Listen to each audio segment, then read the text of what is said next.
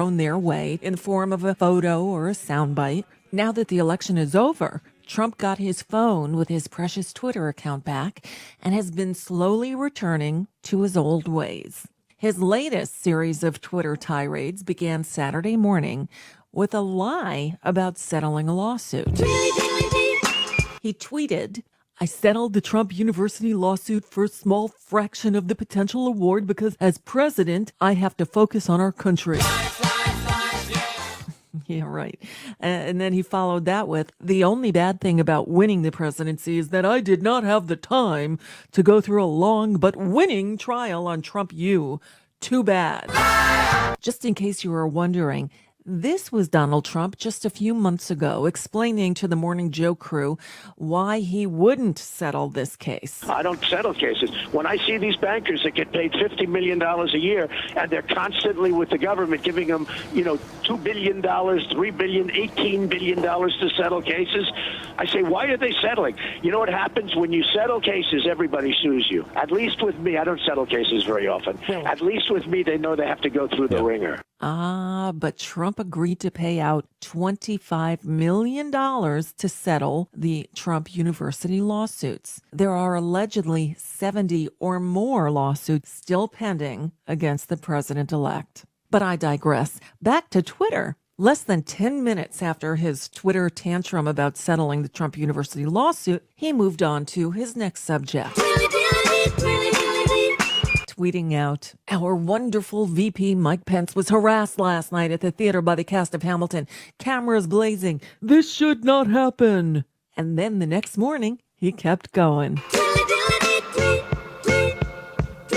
The cast and producers of Hamilton, which I hear is highly overrated. Okay, stop. Now you've gone too far. You can pull out of NATO. You can round up immigrants. But Hamilton overrated?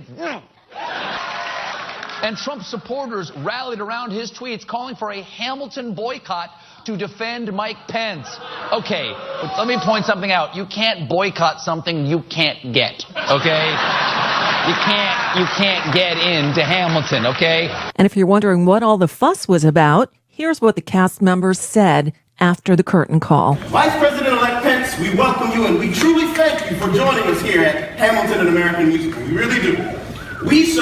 We are the diverse America who are alarmed and anxious that your new administration will not protect us, our parents, or defend us and uphold our inalienable rights, sir. But we truly hope that this show has inspired you to uphold our American values and to work on behalf of all of us. All of us. Again, we truly thank you for sharing this show.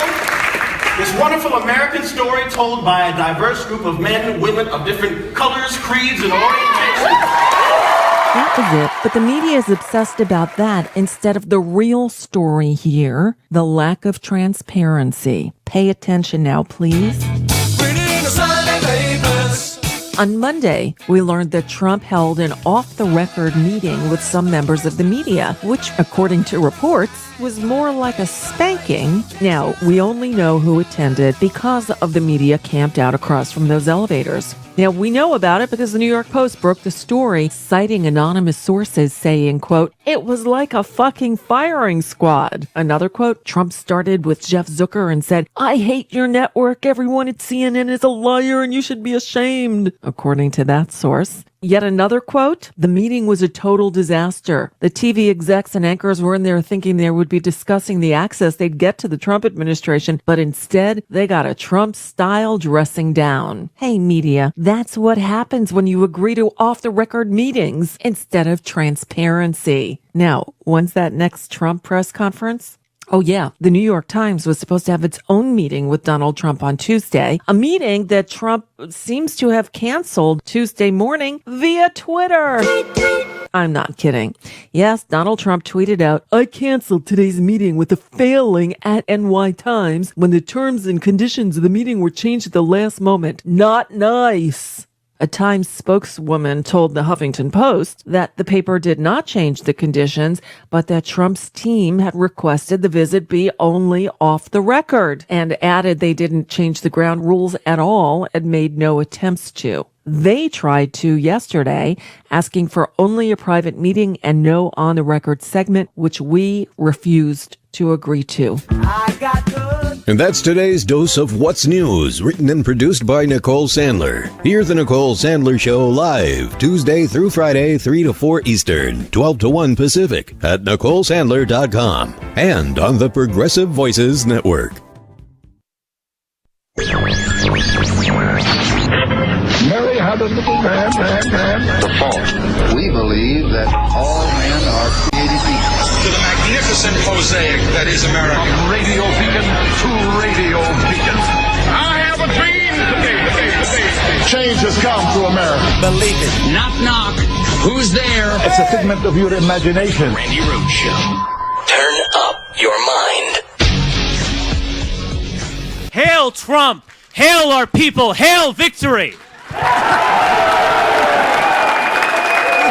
no.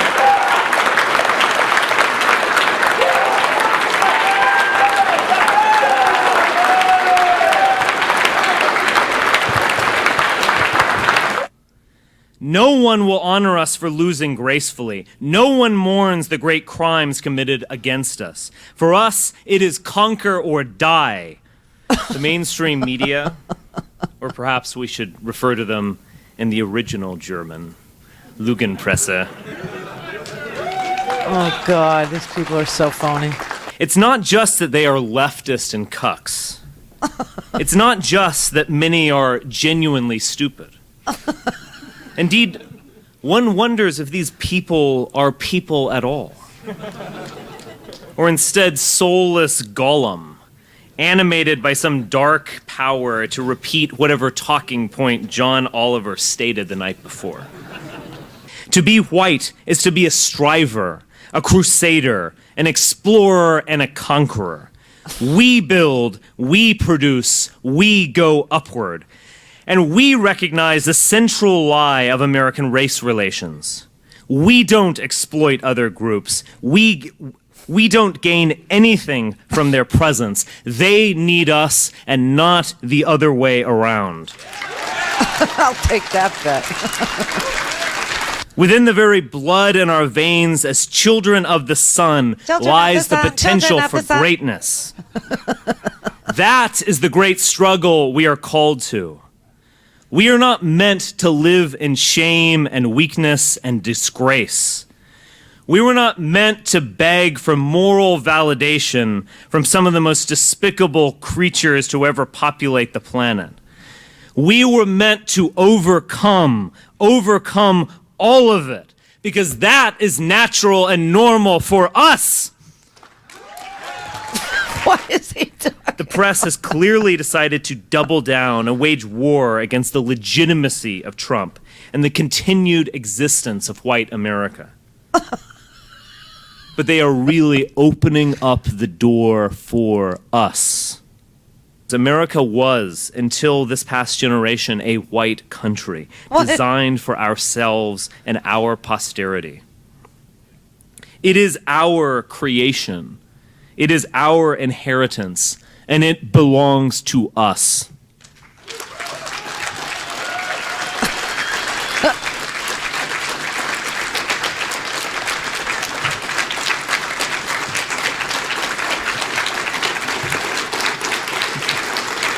Okay, so that was Richard Spencer. That's who he is. He's a Nazi fasci, dude who needs to read his speech and still can't do it when he has to read it. And he keeps referring to American white people as European who built this country. Go to Denmark, go to Germany, go to Holland. Enjoy the benefits of liberal socialism. Go Europeans. Bye-bye. I have to stay here, of course, because I am Caucasian. I'm from the Caucasus, and it's a mess over there. It's just a mess, so I have to stay here. But, I mean, remember when we weren't even allowed to it was like beyond the pale to even say the word Nazi? Like if you called somebody a Nazi, what was it, Godwin's rule, I think it was? Whoever invokes Nazi first loses. Loser. This guy, no, but what are we doing when they start imitating Nazis? I mean, how do you not say, he invoked the Nazis, he wants to be a Nazi? I mean, are they going to be complaining that I compared them to Nazi salutes when they do the Nazi salute? I don't even know what to do about them, except ignore them, and Trump is throwing them away. Trump has trumped them. He got their votes. You'll never hear another word from Trump about, the white supremacists ever again. Today, he just said, I don't want to energize these people. I have to look into why they're so energized by me. What did I do? What did I do? He is so unself-aware. So is, Richard Spencer, or else who the hell would have that haircut? I mean, even Bieber wouldn't. That is so freaking bad. That is just an amazing thing. So he calls white people children of the sun. Children of the sun, children of the sun. It's like a hippie cult. It's like this white nationalist movement really needs to, drop some acid, go to the desert, and bang a drum or something. Do you know what I mean? I'm sure they sit in a circle already. This shouldn't be so foreign. Oh my God, this is like the most amazingly creepy thing. And it's going on in the Reagan building in Washington, D.C., not far from the White House. And today, a lot of people, Bernie Sanders said, Trump really needs to disavow this Steve Bannon dude. And of course, this is all Breitbart and, fake news and Drudge and, what do they call it? All these right-wing websites. I can't even remember half of them. There's so many of them. They're just like they're like everywhere, and their tweets go viral. And Free Republic and the Freepers and the Reddit Paul group, and then the B board where these people and the meme generator. Image Flip apparently picked the president is what it is. But Trump is being forced today to say something about these people. And finally, he just said, I don't want to energize them. I don't know why. I have to look into why I energize them. What is it about me? What's so wrong with me? What? And he said he'll look into it. And meanwhile, while he's looking into the fascism that he's, given birth to and energized and has made normal and okay and well, let's just say less evil than fascism is. Okay, because that's the nicest thing you could say about what Trump has done. He's made fascism, which, your grandpa, my dad, maybe your dad, fought all over the world to beat back fascism. It's such an affront to every American soldier, to every American airman, every American Marine, sailor, that enlisted, to fight against fascism for our country. The troops, remember the troops that you love so much? Why don't you just go pee on their graves at Arlington? Just get it over with, because that is what they fought against, you and your ilk, and this kind of desire to lord power from, over others. That's what, it's amazing. So Donald Trump, it's a mystery to him. He can't figure out, why a Muslim ban or even saying Black Lives Matter is racist, or I'm going to do mass deportations, or Obama isn't legitimate because he doesn't have a birth certificate. I want to see the birth certificate. Oh, I sent people down to Hawaii and you wouldn't even believe what they're finding. Oh, you've been scammed, being a birther. He can't figure out why they are energized by anything he has ever said or done. He's going to look into it. Meanwhile, while he's looking into it, he calls together a big meeting of the TV executives and news anchors and reporters. And he gets them all in a room and he yells at them and he calls them deceitful, dishonest media. At least he didn't use Richard Spencer's term Lügenpresse. Lying media in German. We speak Yiddish in my family. Just saying. So, I have people, now sending me insults in various languages. And I think they're like pretty freaking stunned that I can answer them back. Some guy wrote me this long German message about, Jewish bankers and where the reason and da-da-da-da-da. And so, he wrote it to me in German. So I wrote it back in English and I said, that's because you can't do math. And then he tried to write me in Russian. And we are Russian. And I wrote him back in Russian. And I told him, basically, it doesn't translate quite well, but it comes out to something like, fuck you, asshat. Which, I mean, people are just they're so stupid. It's amazing to me. It's like they're advocating for, some sort of a purge, some sort of a fascist regime. And now, Trump realizes he can't govern this way. There's not a chance. There aren't enough white supremacists in the Senate or the House, especially since he took Jeff Sessions and he's going to put him in the Attorney General's office. Well, that's one white supremacist seat down. And there's not that many of them left because most of them died. So, you have very few left among ye, and he keeps on, pulling them out of there. He goes into the swamp and he takes the biggest, longest snake that he can find and he moves them into the White House. And then you're, down in Congress, some white supremacists. You're going to have to go looking around for some new ones.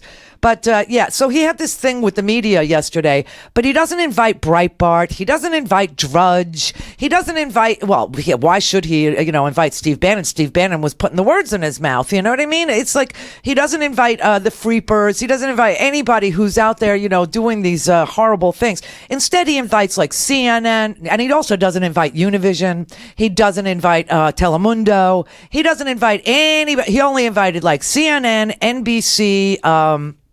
I don't think anybody from Fox News was asked to be his beck and call girl yesterday. I don't think anybody was told to. But anyway, so he told them that they are deceitful, dishonest, lying liars, and the lying lies they tell, which is copyrighted by Al Franken. Take it up with him. And, and he starts to say, you are a total disaster. Because Donald Trump does not realize that while Breitbart does now indeed work for him and did during the campaign, CNN does not. NBC News, ABC News, CBS News does not. And they never will. He just doesn't understand it. But I'll tell you this, if this is his attitude toward, a free press, I mean, everybody's got to get serious about, doing their job as a member of the free press. If you're a member of the free press, I would say right now, make sure you go to your editor and you've got a legal defense fund, because you're going to need it. And another thing I would do if I were you, if I were a Washington journalist, if I were, somebody that depended on access to this president, which you're not going to get, I would start calling every person on your list who you ever talk to get any information and reintroduce yourself, ingratiate yourself again, get those relationships up and running, get them in good stead, get them going, people, get them going. Because the president is not going to make himself available. And we know this because yesterday he decided to not have a press conference, which, most incoming presidents do. Not only do they have a press conference and tell the press that they're going to have an open administration and that they're going to look to see how they can accommodate the press better and work with their pools, maybe talk about some pool cameras or, what the rules of the road are going to be when he travels or, no, he decided he'd put out a video so he didn't have to answer any questions like, what the hell happened to all the promises you made? Like all the crap you said were going to happen on day one. So let me just play you what he said yesterday. Do we have video or no? We do. Let me just play you what he said yesterday in his little 2-minute video. Now, this isn't about day one. This is about day 1 through 100. Okay, this is his entire list for the first 100 days of the Trump administration. I know. My agenda will be based on a simple core principle, putting America first. Whether it's producing steel, building cars, or curing disease, I want the next generation of production and innovation to happen right here on our great homeland, America, creating wealth and jobs for American workers. As part of this plan, I've asked my transition team to develop a list of executive actions we can take on day one to restore our laws and bring back our jobs. It's about time. These include the following. All right. On trade, I am going to issue our notification of intent to withdraw from the Trans-Pacific Partnership. It's dead. A potential disaster for our country. Instead, we will negotiate fair bilateral trade deals that bring jobs and industry back onto American shores. On energy, I will cancel job-killing restrictions on the production of American energy, including shale energy and clean coal, creating many millions of high-paying jobs. Oh, sure. That's what we want. That's what we've been waiting for. On regulation, I will formulate a rule which says that for every one new regulation, two old regulations must be eliminated. So important. So important. All right, so let's get some reaction from our political experts and our correspondents. Now, Sarah, you know what's interesting about Wolf? Wolf was in that meeting yesterday where he was called a lying liar and the lying lies that CNN tells and da-da-da-da. And there's no reportage today on the CNN about any of this horrendous ass-kicking that supposedly Wolf and others like him took from the Trump. Nobody's reporting on what happened in that meeting. Nobody's saying, oh, and by the way, when he went after specifically Jeff Zucker from CNN, and called him out and said, I hate your network. I hate this. I hate that. And yet Zucker's not reporting on any of it on his network. I find this completely sick. Grow a pair. Is what it is. But okay, so that's what Donald Trump promised to do. I've got you've heard it for yourself. Let me go over the list that he just read. Okay, that was his whole that's day 1, 2, 3, 4, 5, 6, 7, all the way through to 100. He's going to withdraws from the Trans-Pacific Partnership. It's dead. Obama withdrew it from Congress. He's not going to go for the lame duck Congress vote. So Donald Trump just promised to do something that he can't do because it's not in front of Congress anymore. So he can't remove us. By the way, for those of you who don't understand what the TPP was, it was 12 nations, not including China, that were going to band together to drop tariffs between these countries so we could trade with each other and be a ballast against the Chinese. That's what that was, just so you know. And now we're not going to do that. I had problems with it. Bernie had problems with it. A lot of people had problems with it because it was done in secret. Now, he's not going to renegotiate TPP. He's just going to withdraw us from TPP. That China is probably doing the happy dance right now. Woohoo! Woohoo! This is so cool. They're still going to tax each other when they trade with each other, like in Japan and stuff. And oh, this is good for us. So that's, he's going to withdraw us from a treaty that doesn't exist. Okay, great. Nothing on NAFTA? No.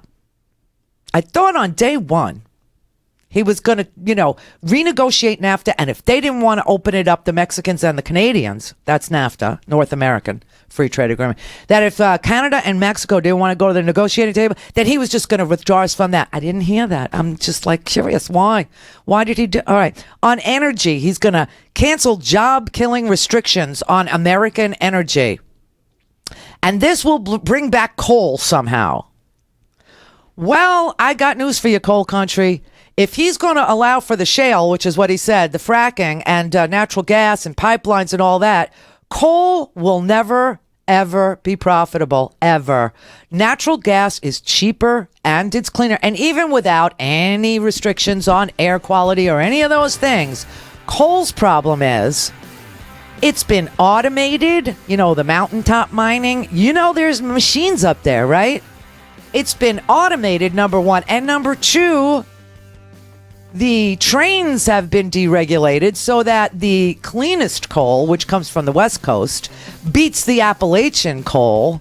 So there's no way that's coming back. And then also the natural gas boom, which he says he's all about, makes coal not competitive price-wise. Never coming back. Not ever. He lied to you right there.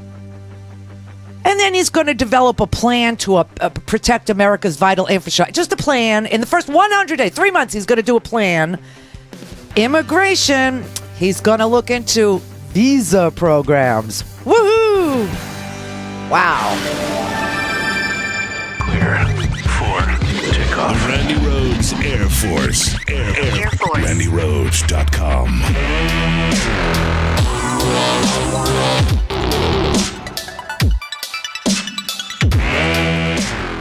Well, the unthinkables happened. We have Donald Trump moving into the White House in 2017. Of course, this move brings extreme uncertainty to our country's financial future. I mean, you got the Don and his crew moving into the White House now, and who knows what they'll do to our economy. When he moves into the White House, everyone needs to get their own financial house in order before the Don and the crew have the time to do some serious economic damage to this country. Now, when it's time for financial security, it's time for gold. So call my friends at ITM Trading. Get a free gold kit. Learn why gold survives every government, every currency, every economic crisis. Gold's always brought its owners security in uncertain times just like this. Call ITM Trading at 1-888-OWN-GOLD. Get expert guidance from their precious metals consultants. They've helped tens of thousands of people navigate this market. They have the best reputation in the industry. Call 1-888-OWN-GOLD, 1-888-OWN-GOLD. I'm Rick Smith, and this is Labor History in 2. On this day in labor history, the year was 1909. That was the evening when a crowd began to gather at the Cooper Union in the heart of New York City's shirtwaist garment making industry. A meeting had been called by the International Ladies Garment Workers Union, Local 25, to discuss whether garment workers should go out in a general strike. Working conditions and pay throughout the industry were abysmal. It was common for workers to toil 11 hours a day with only a 30-minute lunch break 7 days a week. But organizing all these workers was a challenge. Many spoke various dialects of Yiddish or Italian, so organizing had to take place in multiple languages. But slowly the organizing efforts began to build and show results. Pickets and walkouts were held against some employers. The union called a meeting to discuss what to do next. They voted to strike after a stirring speech in Yiddish from Clara Lemlich, a founder of the ILGWU Local 25. The strike came to be known as the Uprising of 20,000. It lasted until February. In a settlement, more than 300 factories agreed to recognize the union. A song from the educational department of the ILGWU captured the spirit of the strike. The lyrics began, "In the black winter night of 1909, we froze and bled on the picket line. We showed the world that women could fight, and we rose and won with women's might." The song continued, "And we gave new courage to the men who carried on in 1910. And shoulder to shoulder we'll win through, led by the ILGWU." Labor History in 2 brought to you by the Illinois Labor History Society and The Rick Smith Show. For more information, go to laborhistoryin2.com, like us on Facebook, and follow us on the Twitters at Labor History in 2.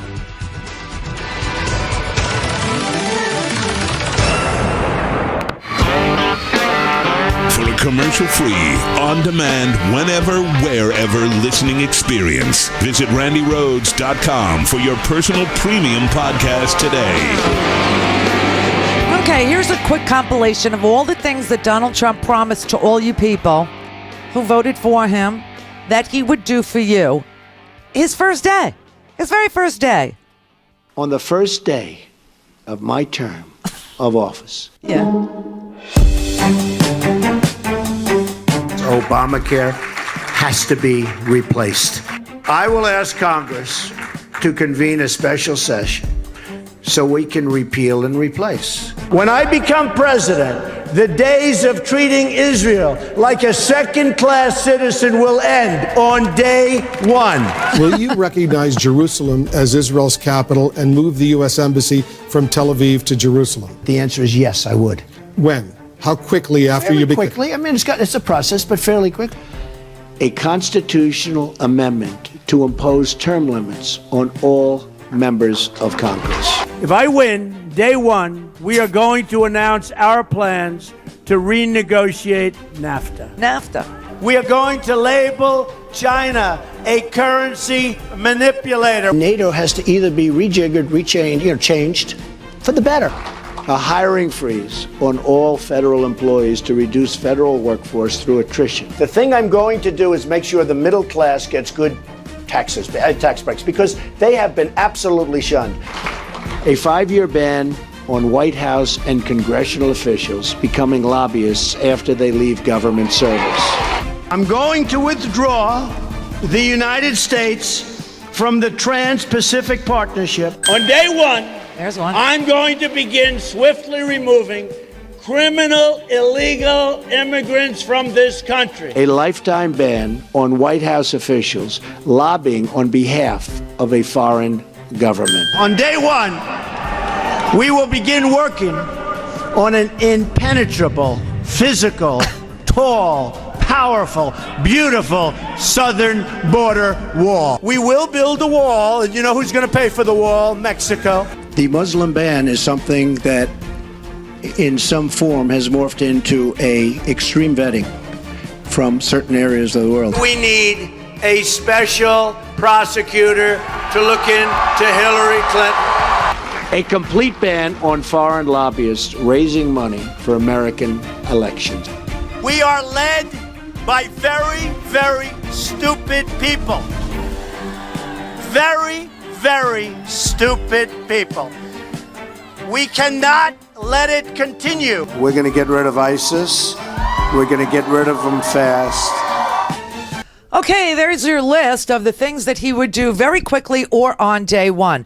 The only thing in that list that made it to the video that he produced himself and put out there himself without the press, because you know what we would ask, right? We would say, what happened to your Muslim ban? What happened to your special prosecutor for Hillary Clinton? What happened to you're going to, on day one, start building this big, beautiful, impenetrable wall and over and under too. He said it was going to go under. It was going to go up and over and you just made it 10 feet higher is what you did.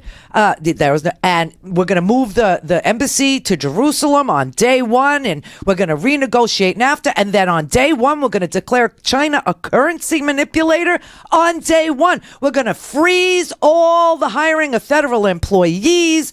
And on day one, I'm going to ask Congress for term limits is what I'm going to do. And on day one, I'm going to convene a special session of Congress and we're going to repeal and replace Obamacare.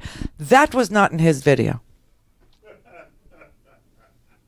No. In his video was instruct the Department of Labor to investigate all abuses of visa programs. That's not exactly the deportation of criminal aliens, is it? No, that's he's going to look at it at the State Department is what he's going to do. That's what that is. The State Department handles visas. So that's where he's going to go. There's no wall. There's no TPP anymore, so scratch that. On regulation, he's going to formulate a rule. He's going to formulate a rule that says for every one new... Remember he said he was going to repeal all these regulations? Now, he's just going to formulate a rule that says, if you want a new regulation, I want you to get rid of two. So you know what they'll do is they'll take the two and they'll write it into the one. Right? So let's say there's a regulation that bans, rose quartz from being mined. I don't know why that came to my mind, but okay. So he wants, right now, let's say we have a regulation that bans rose quartz from being mined. And your goal is to ban turquoise from being mined. So you get rid of the rose quartz regulation. You write a new regulation that says this regulation bans rose quartz and turquoise from being mined. See how that goes? But he's going to formulate the rule. Okay, good for you. And then on national security, instead of, everything that he said he was going to do, label China a currency manipulator or freeze federal hiring or a Muslim ban or extreme vetting or appoint a federal prosecutor to investigate Hillary Clinton, all that, he's just going to develop on day one or day 1 through 100. It will take him that long to develop a comprehensive plan to protect infrastructure from cyber attacks.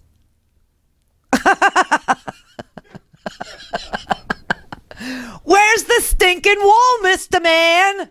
You didn't mention the Cockatootie wall. He's such a fraud. I told you, you've been so conned, so trumped by this man. And by the way, today he announced that he's not going to appoint a special prosecutor, or he's not going to allow for Hillary Clinton to be prosecuted. Now, who the hell does he think he is? This, the right wing will like that, I said. But see, this is why I'm fair and factual. The president of the United States does not get to decide who gets prosecuted. The Justice Department does. Currently, that would be Loretta Lynch. Now, if he wants Rudy Giuliani or he wants a Chris Christie, yeah, the Irish and the Italian, let them fight it out. Or any of the 7 other people he's, running this little apprentice show up there in Trump Tower. That's what he's doing. He's got them all in the boardroom, and he's like, Chris, why shouldn't you hire Rudy? Because I wanted to do I wanted to make all the phone calls for the fundraisers, but Rudy wanted to make the best pizza. And I thought it doesn't matter how good your pizza is if you don't have the fundraisers who are willing to come in and pay $25,000 a slice. That's The Apprentice. And that's what he's got going on up there. And he's got like 9 people backstabbing each other until there's one man standing and go, it's just a flesh wound. And he becomes the attorney general. However, that is the person who will make the decision whether or not to appoint a special prosecutor or to investigate Hillary Clinton's Clinton Foundation or whatever the hell else. But no, not Donald Trump. Donald Trump says today, listen to this. He said, I don't want to hurt the Clintons. I really don't. She went through a lot and she suffered greatly in many ways. Now, I can't play this for you because this was said privately to the New York Times' Maggie Haberman and Mike Grinbaum. Okay, this was their meeting that they had with him, and so Haberman is tweeting this out. This is how we're going to find out what the president's up to. We're going to have tweeting. He said, "I think I will explain it."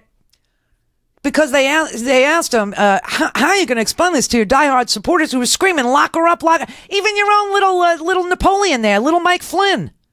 He was up there leading chants to lock her up. You took a guy with a brilliant career and you turned him into a Looney Tune. And now he wants to lock her up. What are you going to do? What are you going to do? And he said, I think I'll explain it that we, in many ways, will save our country. He said, now this really ought to get you, okay?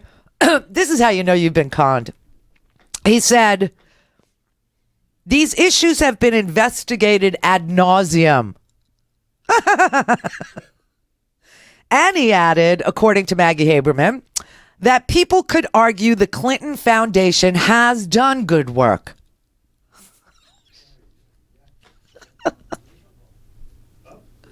Kellyanne Conway, she said, well, Clinton will still have to face the fact that a majority of Americans don't find her to be honest or trustworthy. But if Donald Trump can help that heal, then perhaps that's a good thing for him to do.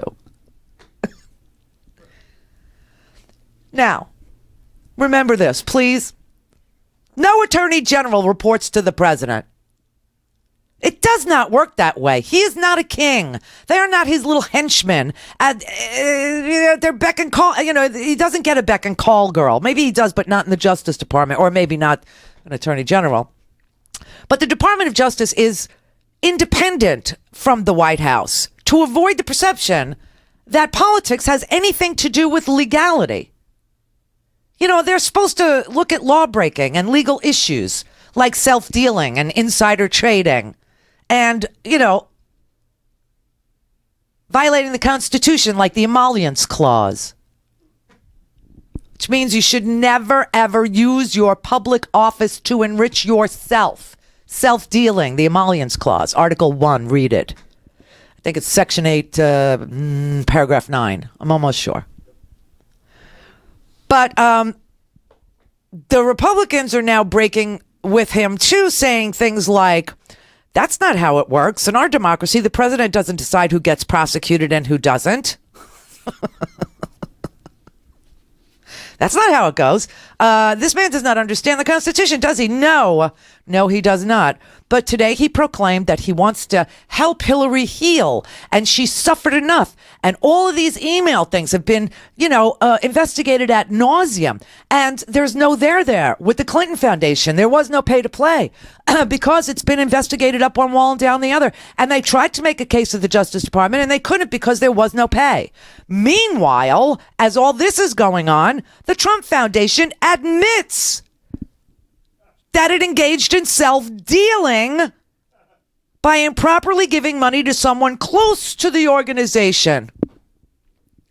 For instance, the foundation checked the yes box when asked, did the foundation transfer any income or assets to a disqualified person or make any of either available for the benefit or use of a disqualified person? And he checked yes. Or his accountant did. They also checked yes when asked if it had engaged in any acts of self-dealing in prior years. The accountant checked yes. Maybe the union is going to be saved by, Morty. And there were some other interesting things in this foundation document. In the section that is devoted to contributions, the largest single donor to the Trump Foundation, to the Trump Corporation, to the tune of $500,000, $566,370. Oh, no, I'm sorry. I said that the Trump Foundation gave to the Trump Corporation. Yeah. It's so hard to imagine that that's what they did for self-dealing, but they did. The Trump Foundation, the charitable foundation, gave to the Trump Organization, the for-profit business, $566,370, $500,000. And then the largest individual donor came from a Ukrainian businessman, of course, who had donated $6 million to the Clinton Foundation over the years. His name is Victor Pinchuk. He's got a London-based foundation, and he gave the Trump Foundation $150,000. This man's net worth has been tabulated by Forbes to be around $1.4 billion. And according to the emails reported by WikiLeaks, which he loves to quote, I don't know why he left this out, Pinchuk hired a lobbyist to arrange meetings at the State Department while Hillary Clinton was Secretary of State. Those meetings did not happen. But some Republicans had called for a special prosecutor to look into both the donations by Pinchuk to the Clinton Foundation and to the hiring of this lobbyist. And then in the Trump Foundation tax filing is this Pinchuk giving to the Trump Foundation. Now, deep into the Trump Foundation tax filing is another item of note. The Washington Post noted that Donald Trump had spent close to $20,000 of the foundation money to buy this oil painting that we've heard so much about. It looks like they declared the fair market value of this $2,000 painting to be $700. What a businessman. He's so good at it. But yeah, so they just admitted in writing, on paper, that he's guilty of violating IRS rules on self-dealing. And that his foundation is a fraud. At the same time, he's going, I'm not going to investigate Hillary Clinton, which he has absolutely no control over. Just saying. So Hillary, depending on who the Attorney General is, I'd still take the pardon. I would. So anyway, that's what's going on, with the Trump today. The tweeting, and I hate the media, except I like Breitbart, I like Drudge. They can stay. CNN, you have to go. I hate you, Jeff Zucker. I hate you like poison. I hate you, you bastard. That's so presidential, I can't even stand it. No press conference. Breaking every day one promise to every Trump supporter.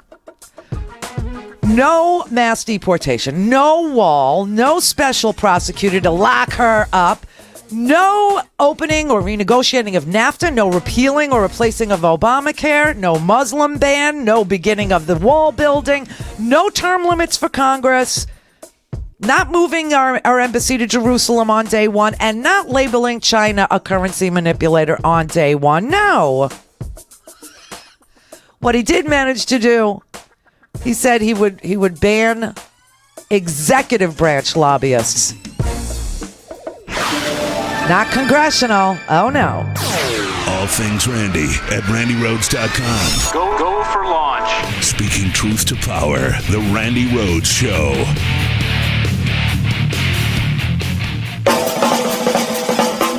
I'm Tom from the CoffeeCast podcast on the Progressive Voices channel on TuneIn. You can catch the CoffeeCast podcast on iTunes, Stitcher, or on demand now on the Progressive Voices app and ProgressiveVoices.com. To be white is to be a striver, a crusader, an explorer, and a conqueror. We build, we produce, we go upward. Hail Trump! Hail our people! Hail victory! That's Richard Spencer, figurehead of the neo-Nazi white supremacist movement, leading his brown shirts this weekend in Washington. And now, submitted for your consideration, written by Unduna in the Daily Kos, titled Define the Battle, refused to allow the Neo-Confederate Party to use the term alt-right. An interesting essay on framing. It's time to force a little honesty on ourselves in the nation of utter circumstances here. Let's step up to reality. Neo-Nazis and white supremacists need to be called neo-Nazis and white supremacists. Let's refuse to use and explicitly call out the use of the term alt-right, or as I like to call it, alt-Reich. Let us refuse the language of propaganda. Let's refuse to allow the Fourth Estate to use the language of propaganda.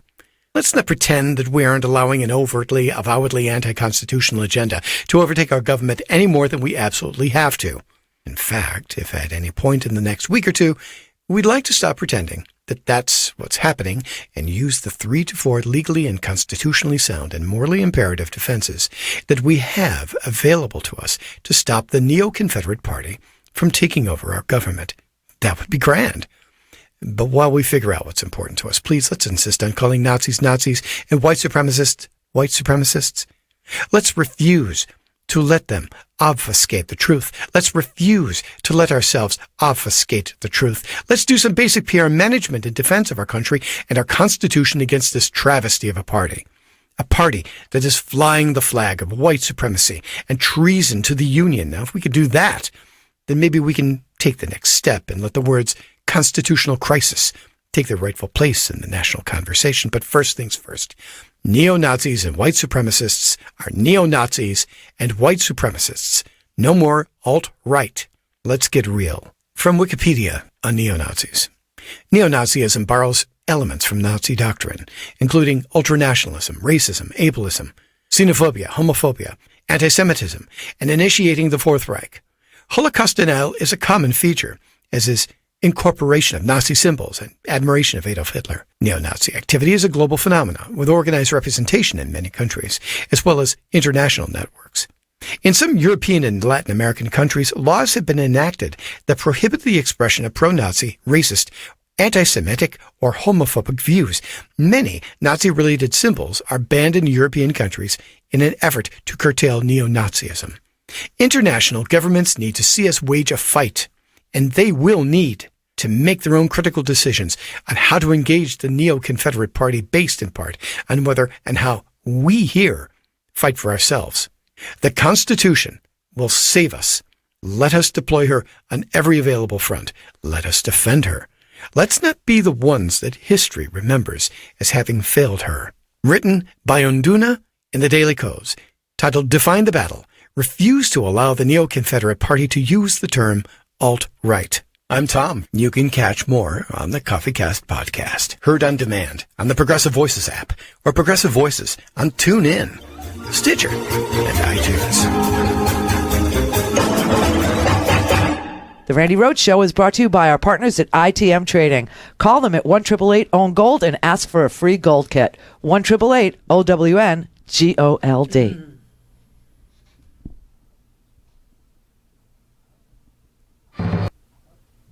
The Randi Rhodes Air Force. The Randi Rhodes Show is live on RandiRhodes.com and the free Progressive Voices app for Android and iOS.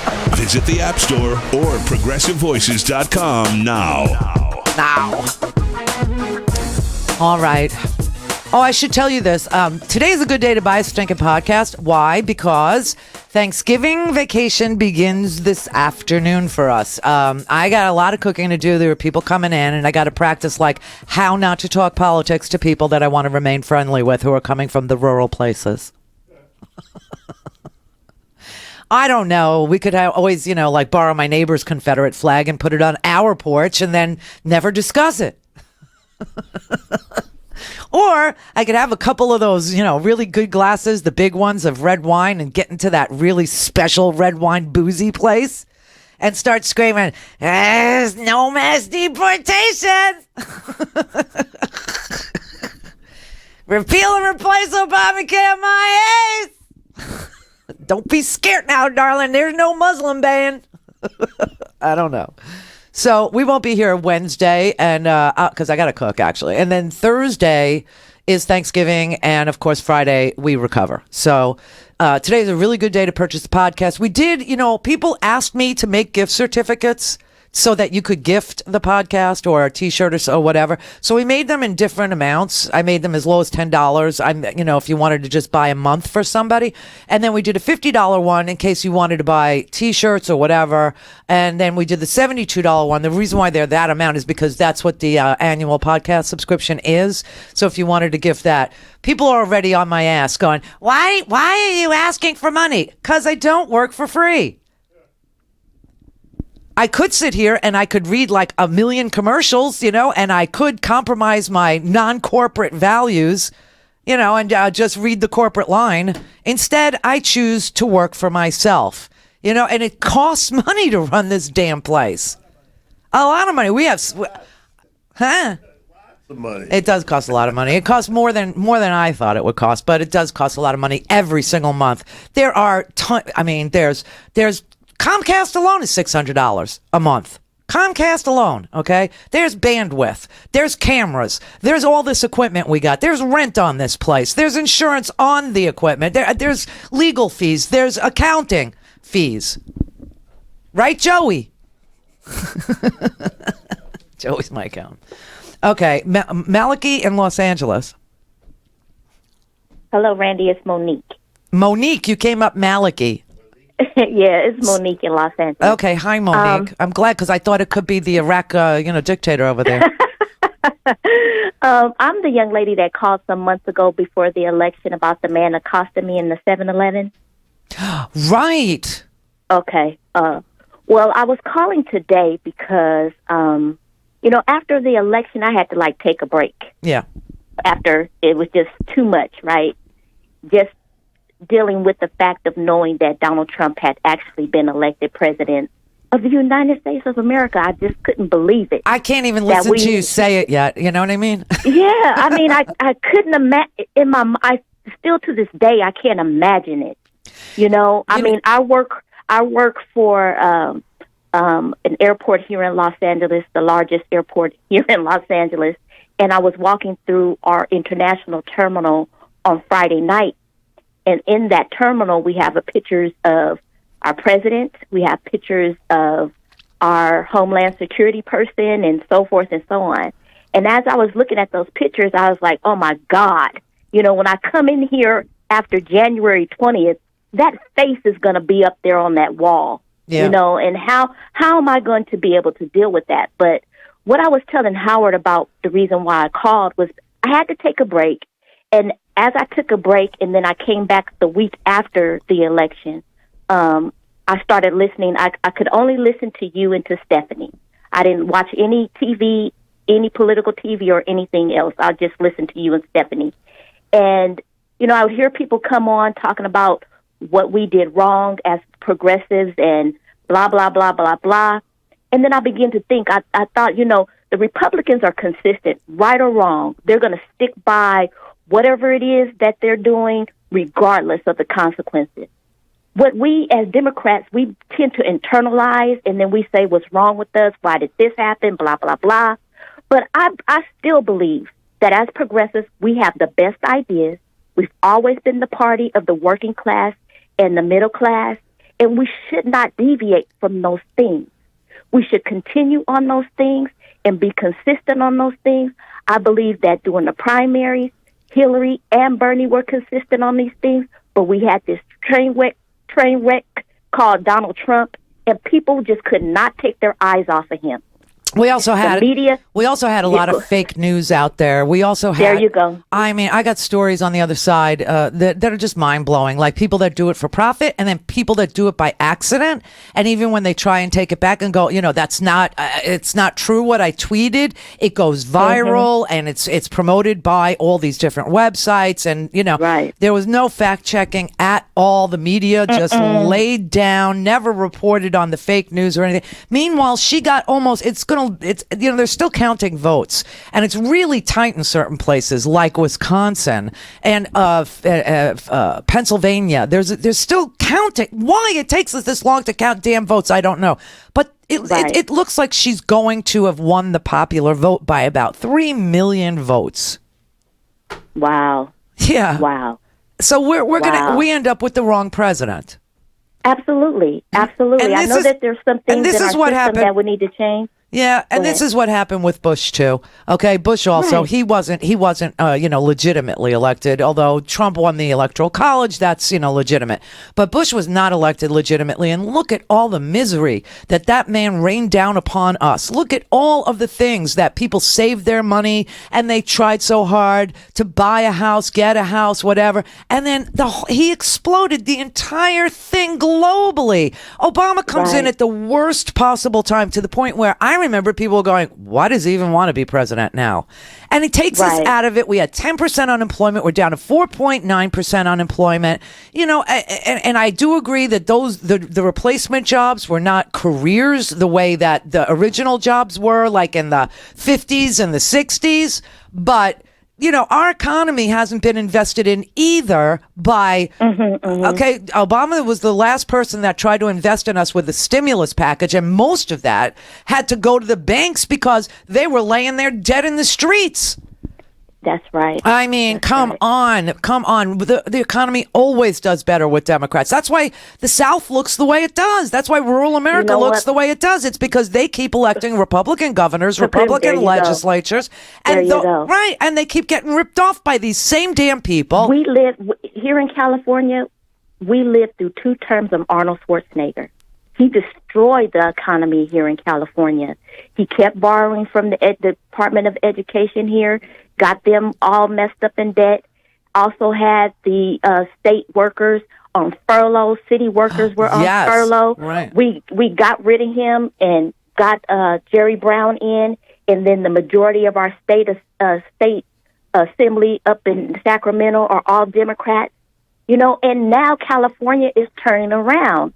Now we're not in the red like we used to be. We're now, in the black.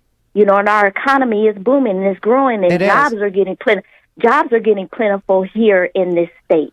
Yeah. I wish other states would take a look at what we've done here in California and try to emulate some of that in their states. But, for the last couple of election cycles, that has not happened, and I really hate to see that we're going to have to endure 4 years of a Trump administration. Well, and to me, he's even acting like that's really not even that important, just by the way he's going through this transitional period of trying to select people, to fill these vacancies once the Obama administration leaves. It's like he has this avoidance behavior thing going on. I really don't want to deal with it, but I'm going to act like I'm dealing with it, type of situation. It's like a sideshow. It's like a circus. It is a circus. And, he didn't think he was going to win either. So something's a little crazy when the internal polling for both of the, never mind the public polling that we saw and the exit polling that you can now see. When their internal polling tells them that, one or the other is losing, and Donald Trump understood from his internal polling he wasn't going to win, and then all of a sudden he wins, it's a little fascinating. And they're still counting votes. I mean, it's Thanksgiving already. We had an election on November 8th, and we're still counting votes. What kind of a third world banana republic is this that we can't, count the votes in a day? Get ourselves together. That's right. Something's love you, really Randy, wrong. I love you too. Happy Thanksgiving. To you too, and to Howard. Thank you. Thank you. Bye, Monique. Yeah, I mean, the whole thing reeks. It does. But what is his What are his loyalists going to do now? He disavowed them today. He's not keeping his promises to them. He's not going to make America white again. He's not going to mass deport. Call in, connect. To speak to Randi, call 561-270-3844. 561-270-3844. Hi, we're back, and everything is possible again. Isn't it beautiful? Well, if you want to keep it this way, buy a stinking podcast. Oh, yes, you have to buy a stinking podcast. And you get that at RandiRhodes.com, where we're open all day, all night long. RandiRhodes.com. Get your stinking podcast. Now, the top of the hour on the Progressive Voices channel on TuneIn presents the Green News Report. We have seen at least 4 gunshot wounds, 3 of them I know to the face and head. Police escalate tactics against Dakota Access Pipeline protesters. This is the equivalent of taking 1.3 million cars off the road. Canada moves to phase out coal use by 2030. Record low sea ice in a freakishly warm Arctic. Plus, sorry it took so long to get to this point. Obama administration cancels oil leases on Blackfeet Nation lands. All of those stories and more straight ahead. From BradBlog.com, I'm Brad Friedman. And I'm Desi Doyen. Stand by for 6 minutes of independent green news, politics, analysis, and snarky comment. And this is still not out in mainstream media. I'd like to know why. Because it's the mainstream media. This is your Green News Report.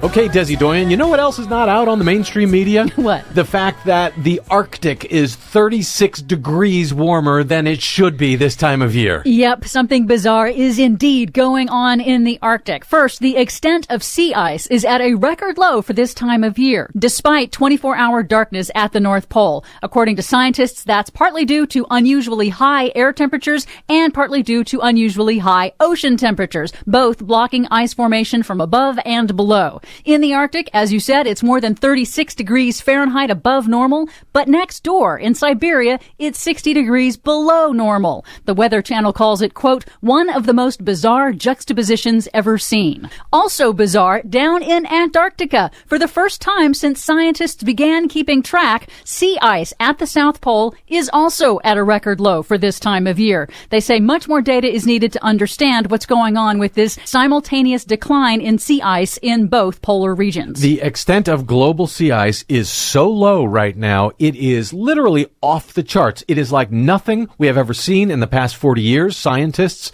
are actually freaking out about this because it's not even close. Meanwhile, in North Dakota,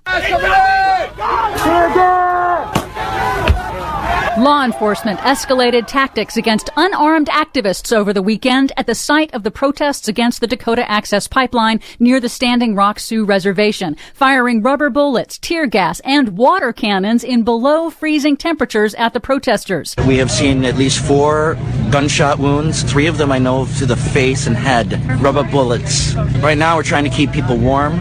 We're trying to get them decontaminated. 7 people were hospitalized with serious injuries. Hundreds reported injured. Protesters are trying to stop the pipeline, which the company rerouted away from the city of Bismarck's water supply to a half-mile north of the Standing Rock Sioux tribe's water supply. So don't endanger the white people, but don't worry about those American Indians, I guess. Or, as Twitter user Paige Smith said, nothing says Happy Thanksgiving like water cannoning Native Americans protecting the last of their land from Americans. Oh, man.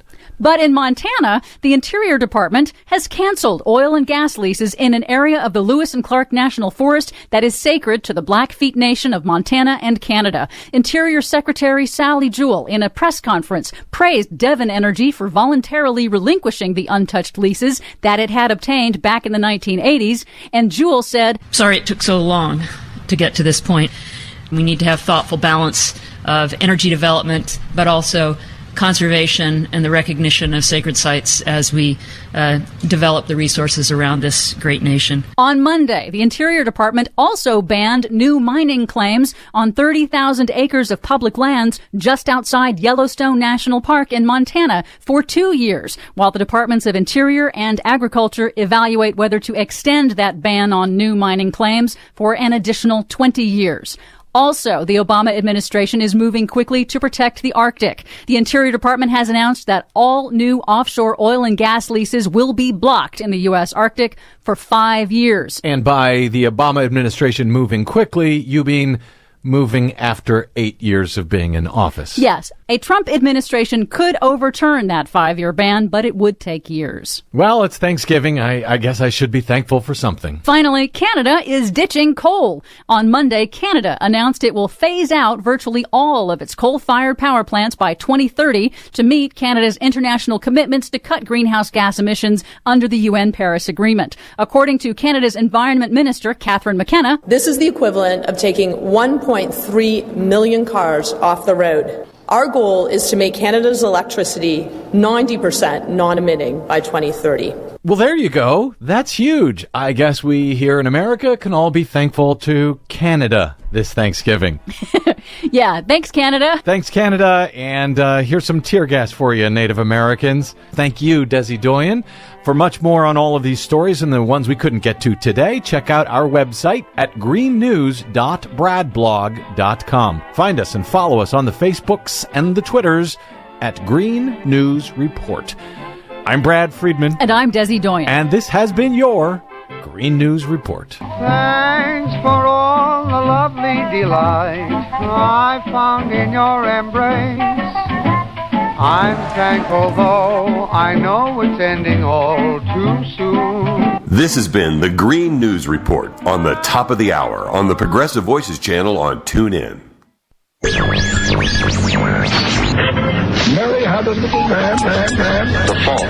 We believe that all men are created equal. To the magnificent mosaic that is America. From radio beacon to radio beacon. I have a dream. Change has come to America. Roy. Knock, knock. Who's there? It's a figment of your imagination. Randi Rhodes Show. Turn up your mind. Thank you very much, everyone. As I watched the returns come in at Donald Trump's victory celebration in New York Tuesday night, the hardest part was reassuring my 7th grade daughter back at home that everything would be okay. Here is a letter I wrote to her. My wonderful daughter, this is a sad day for our country. I want you to know that I did everything I could to prevent this from happening. My efforts, and those of many others, came up short. I won't lie, I am deeply worried for the nation. But I'm writing because I want you to keep those fears in perspective. We will be fine. Your daily life won't change. You'll go to school, go to parties with your friends. Next week, we'll celebrate your bat mitzvah. It's important on one hand to accept that Trump won fair and square. As Americans, we respect the office and we salute him. But his election by itself doesn't mean America won't be a safe place for immigrants, black people, Latinos, Muslims, Jews, gays, and lesbians, or a place where women aren't treated fairly. There's been a lot of talk about how the political professionals misunderstood the electorate, but that's not entirely true. Hillary Clinton, as of now, is leading in the popular vote. More Americans wanted her to be president than him. It's possible, as exit polls of voters suggest, that the FBI director, by causing the country to spend the final days of the election talking about her email, handed Trump victory. We'll never know for sure, and there's nothing we can do about it. So what do we do now? First, we must try to help Trump succeed. I urge Republicans of conscience to join his administration to temper his worst instincts, as I hope Vice President-elect Pence will. Trump reinvented himself for this campaign.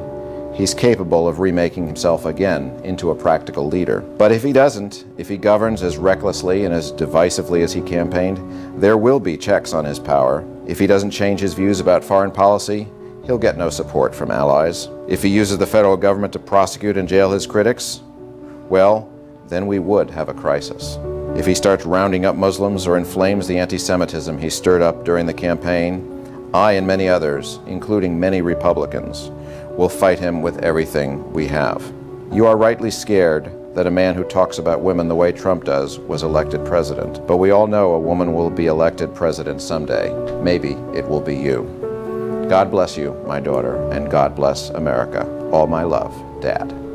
Oh. That's Dana Milbank, a columnist for the Washington Post.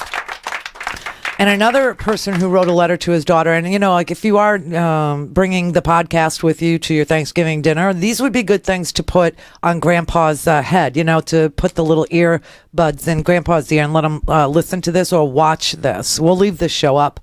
By the way, for those of you who need to use it, Thanksgiving. This is a letter that Aaron Sorkin, you know, who writes the most amazing political dramas in the history of political dramas, West Wing, Newsroom, amazing work. I mean, he's just a brilliant writer. And so he wrote a letter to his daughter after Trump was elected president. There seems to be a lot of that going on. You know, trying to explain this to your kids has not been easy. So here's how Aaron Sorkin wrote to his girls. He wrote, "Sorkin girls, well, the world changed last night in a way I couldn't protect us from. That's a terrible feeling for a father. I won't sugarcoat it. This is truly horrible.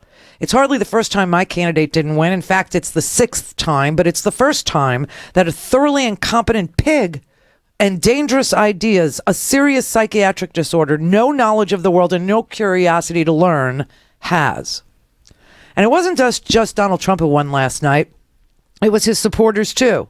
The Klan won last night. White nationalists, sexists, racists, and buffoons.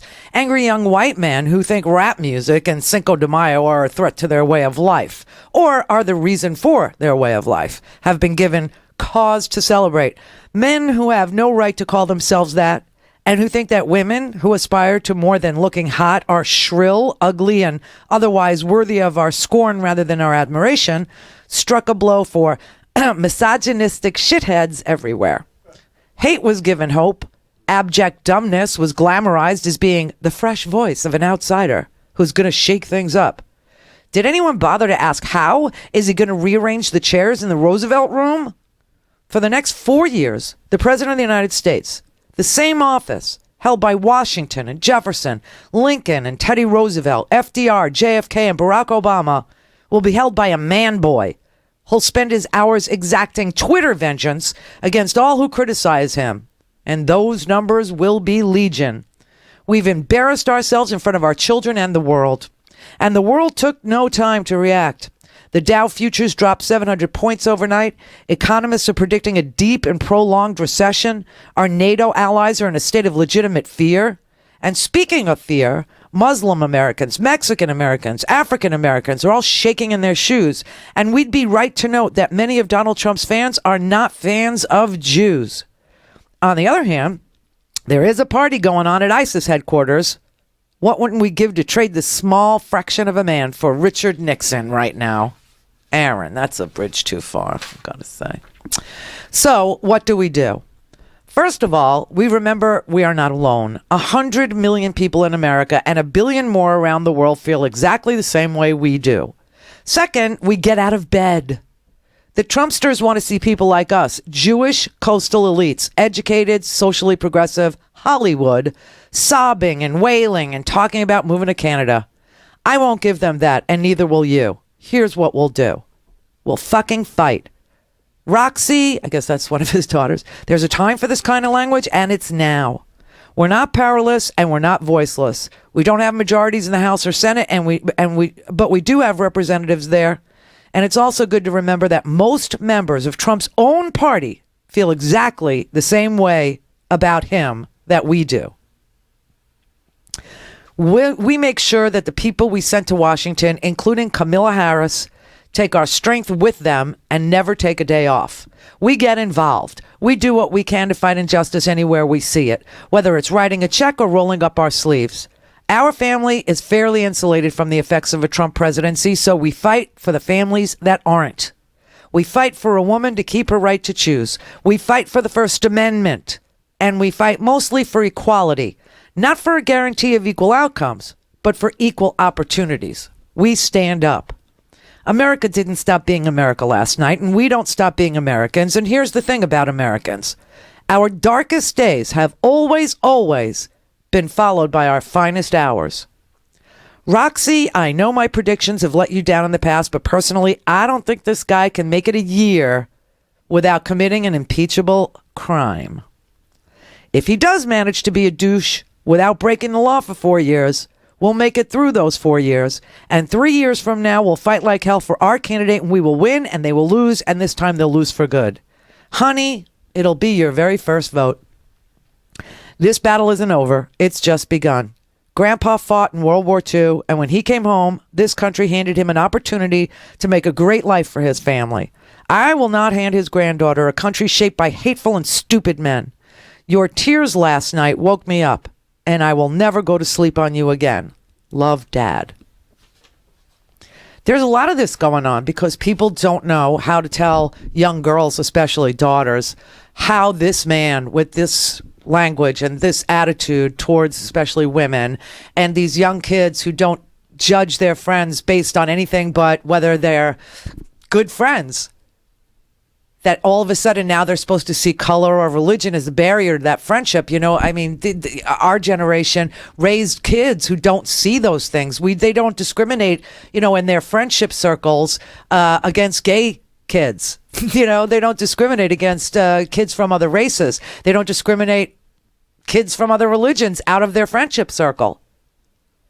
And so now all of a sudden you've got this person up there, you know, becoming the leader of the free world who sees nothing but religious differences, nothing but ethnic differences, nothing but skin color, nothing but religious differences, nothing but class differences and socioeconomic differences. And you know, he looks at people from Appalachia. He looks at people from, you know, the Midwest. He looks at people that, you know, haven't adapted to a new economy. And he saw stupid.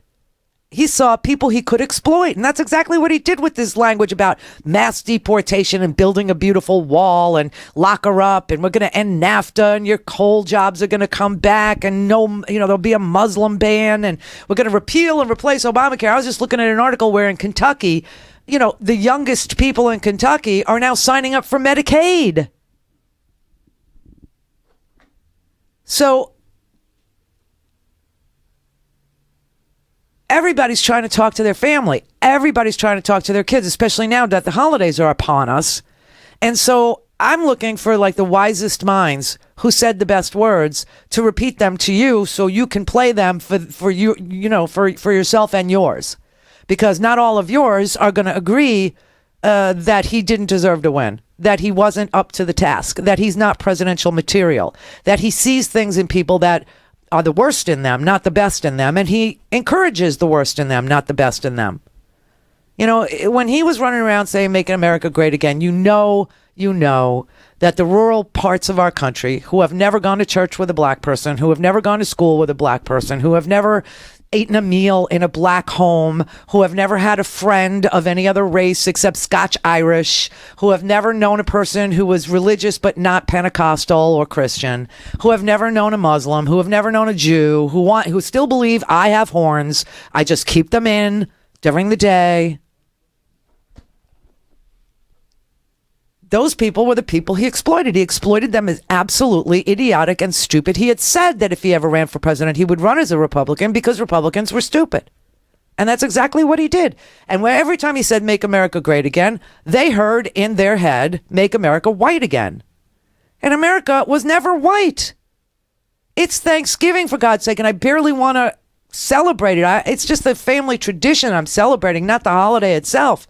Because you do have American Indians protecting the last little chunk of land that we left them in a state that looks like the moon. Nobody wanted that. Trying to destroy their water supply with a freaking pipeline that isn't permitted properly. And of course, when Trump comes in, that pipeline will get the green light and it will go. And then God knows what, another Flint? They'll divert the fresh water into a lake, and the lake will have, mercury, or the lake will have lead, or the lake, whatever. I mean, this is like genocide already. And, the Indians are used to it, and they're out there in 23-degree weather, and law enforcement chooses to use water cannons to freeze them, literally freeze them in place like some bad Lost in Space episode. So this could be the beginning of the end of America, or it could be the beginning of the 21st century, depending on what we do. Now, he's broken all these promises that he made to these people, all these promises. He has already said his first 100 days do not include any of the things he said he would do on day one. He is not going to declare China a currency manipulator. He is not going to build and start the construction on a big, beautiful wall with a big, gorgeous door, and it'll go under, and over, and none of that. He is not going to start extreme vetting. He is not going to ban Muslims from coming into the country. There will be no mass deportation of criminal or any others.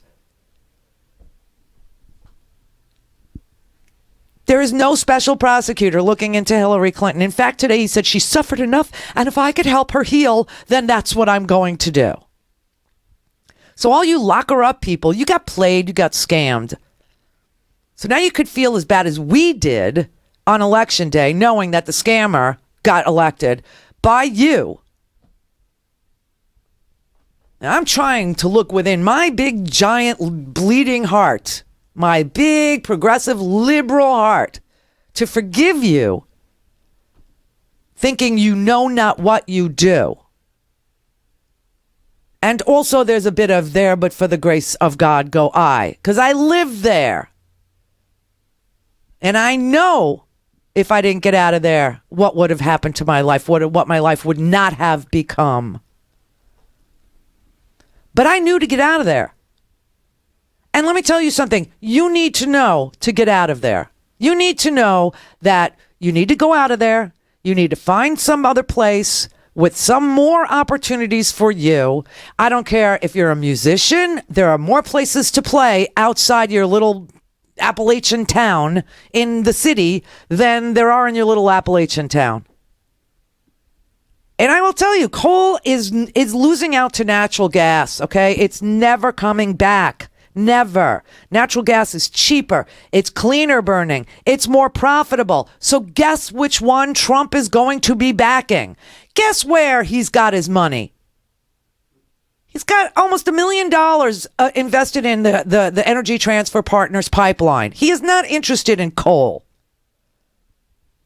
The coal industry isn't coming back any more than the dinosaurs who died to give you the coal are coming back. It's done. It's over. Coal's time is past. And before it comes back, you're more likely to see us return to an energy economy based on whale oil obtained by hunting whales with harpoons like in Moby Dick.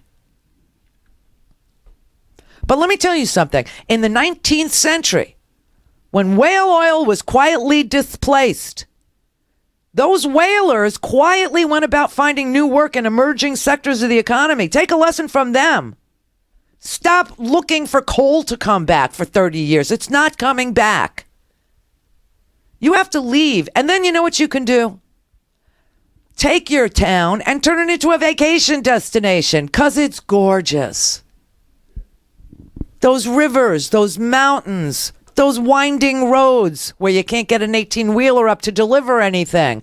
Those are great for vacation spots. Those are beautiful. Develop your land. Sell it to people who build condos for all I care. Just get the hell out and make a living. Take care of yourself and your own, because the children of the mountains are addicted to drugs because they have no hope. There is no future. It's not coming back, your way of life. It's moving to the city.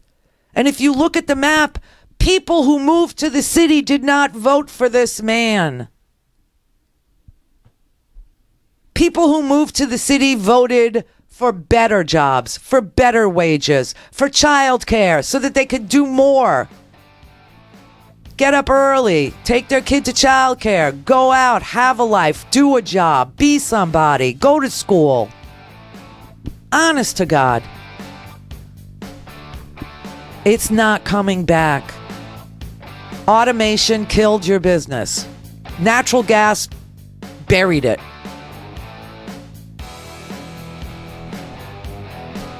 This man sold you a bill of goods.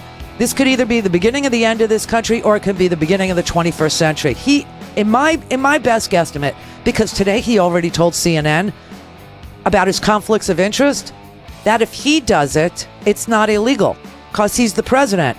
You know who else said that? Well, when the president does it, that means that it is not illegal. Richard Nixon. That's who your president is. Good luck to us. The Randi Rhodes Show is live on RandiRhodes.com and the free Progressive Voices app for Android and iOS. Visit the App Store or ProgressiveVoices.com now.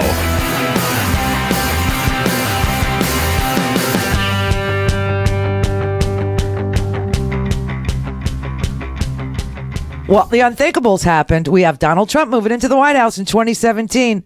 Of course, this move brings extreme uncertainty to our country's financial future. I mean, you got the Don and his crew moving into the White House now, and who knows what they'll do to our economy.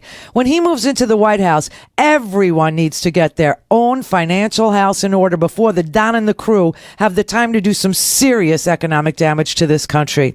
Now, when it's time for financial security, it's time for gold. So call my friends at ITM Trading. Get a free gold kit. Learn why gold survives every government, every currency, every economic crisis. Gold's always brought its owners security in uncertain times just like this.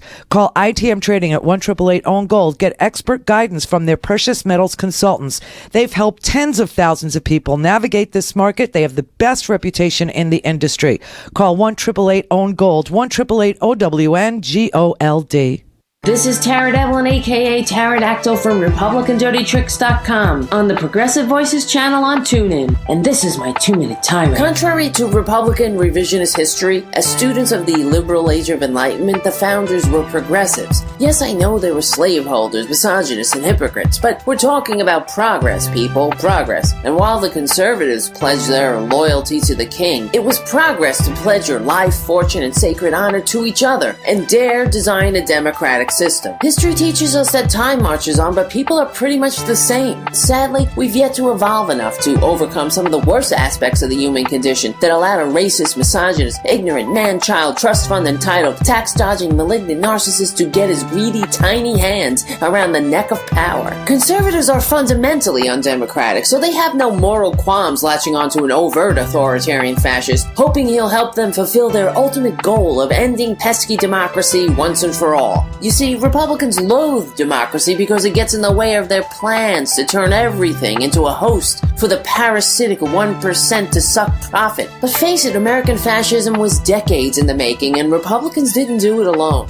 DLC New Democrats turned their back on the New Deal, creating the fertile ground of economic disparity where fascism took root. Now we have to pledge our lives, fortunes, and sacred honor to each other yet again, and prevent conservatives from ripping us apart, cultivating every fissure of disunity, destroying our health, wealth, pursuit of happiness, all in the name of garnering favor from an emotionally stunted reality TV star who thinks President of the United States is just another way today's Americans refer to their king. This is Tara Devlin from RepublicanDirtyTricks.com. Go there and find links to my Facebook, Twitter, and Instagram communities, and keep listening for 2-minute tirades and more on the Progressive Voices channel on TuneIn. We stick together, we win. I am super sexually satisfied. I'm genuinely 100% more satisfied with my sex life than I was before Randi Rhodes came back on the air. Hi. I'm the Howard, and yes, it's true. I'm actually 100% more sexually satisfied than I was just one day ago. And I didn't grow a mustache. I didn't get an awesome new tattoo, and I didn't join a CrossFit gym either. I just bought a Randi Rhodes Air Force t-shirt. And when I did, I told Randi, well, there, I've done my part. How do I look in my awesome new Randi Rhodes Air Force 100% super soft cotton tee? And Randi said, that's it? That's all you did to support this unfreaking, unbelievably hard effort? Okay, Howard, go fuck yourself. So I did. And I have to tell you, I still got it. Get your super soft Randi Rhodes t-shirt at RandiRhodes.com. Just click on podcasts and swag and order yours today. You'll feel a lot better after you tell Randi. This is the Randi Rhodes Show. To speak with Randi, dial 561-270-3844. That's 561-270-3844.